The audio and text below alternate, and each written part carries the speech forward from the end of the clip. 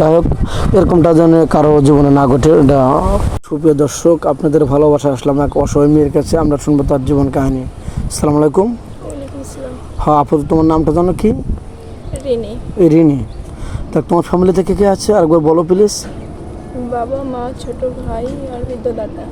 আচ্ছা, যাই হোক তোমার আব্বু এখন কি করছেন? আমার বাবা অসুস্থ। অসুস্থ? কি হয়েছিল একজাক্টলি বলবে? সে প্যারালাইজ হয়ে বিছানাগত। ও আচ্ছা, তো সে কি চিকিৎসাধীন আছেন নাকি টাকার অভাবে চিকিৎসা হচ্ছে না, কোনটা? টাকার অভাবে চিকিৎসা হচ্ছে না। এখন তুমি দর্শক বন্ধুদের কাছে কী চাচ্ছ, আর্থিক সহযোগিতা বা বিয়ের সাথে, কোনটা? কেউ যদি তোমাকে ভালোবেসে 10-20 হাজার টাকা অনুদান দেয়, তুমি কি নেবে? এটা গ্রহণ করবে? নেবে না? তো যাই হোক, তোমার আব্বুর কতদিন ধরে এই সমস্যা হয়েছে? প্রায় 2 বছর। 2 বছর? তাহলে তো অনেক কষ্টের দিন যাচ্ছে না? 3 বেলা কি তোমরা ভাত খেতে পারছো? না। তাহলে তো অনেক কষ্ট করে তুমি জীবনযাপন তোমার শুরু হয়েছে। যাই হোক, এখন তুমি চাচ্ছ একটা বিয়ের সাথে বসবে না? তোমার কি জীবনে এরকম ঘটনা হয়েছে, তোমার বাড়িতে দেখতে আসছিল, বিয়ে হবে হবে করে ভেঙে গেছে, এরকম হয়েছে? কি হয়েছে একটু বলবা প্লিজ, দর্শক বন্ধু শুনতে চায়।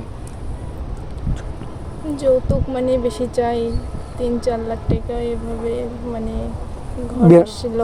ও 3 বেলা ভাতই খেতে পারি না আমরা, কিভাবে অতগুলো টাকা দিতে পারবো?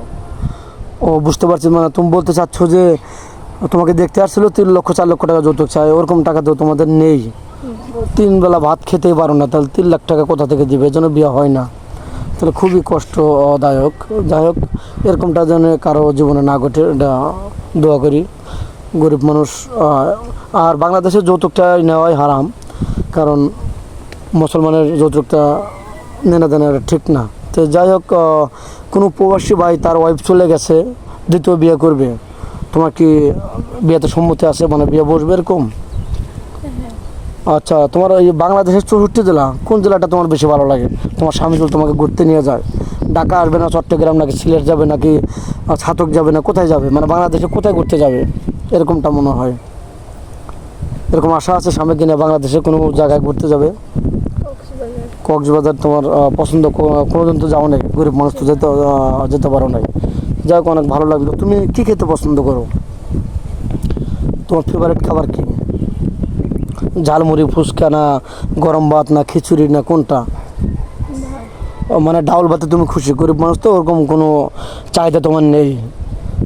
অনেক সুন্দর কথা বলছো, কারণ গরিব মানুষ 2 বেলা ভাত খেতেই খুবই কষ্ট, তোমার আবার কী থাকবে? যাই হোক, তুমি রান্না বান্না সব করতে পারো?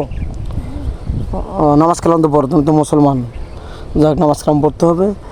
দর্শক বন্ধু, ইস্কেবার বাধা চাচ্ছে না, মেয়েটা অসহায় গরিব, কথা বলতেই খুবই লজ্জাবোধ করে। মেয়েটার বয়স 22 বছর, 8 পাস, আমি বলে দিলাম। তো মেয়েটা আমাদের পরিচিত, আশা করি ঠকবেন না, মেয়েটা অনেক ভালো। তো ভিডিওটা শেষ করতে চাচ্ছি। আমাদের নাম্বার দেওয়া থাকবে স্ক্রিনে, কেউ ভিডিও কল দেবেন না, অডিও কল দেবেন। ভিডিও কল দিলে ব্লক করতে বাধ্য হবে। ভালো থাকবেন, সুস্থ থাকবেন, এই কামনা করছি। আল্লাহ হাফেজ।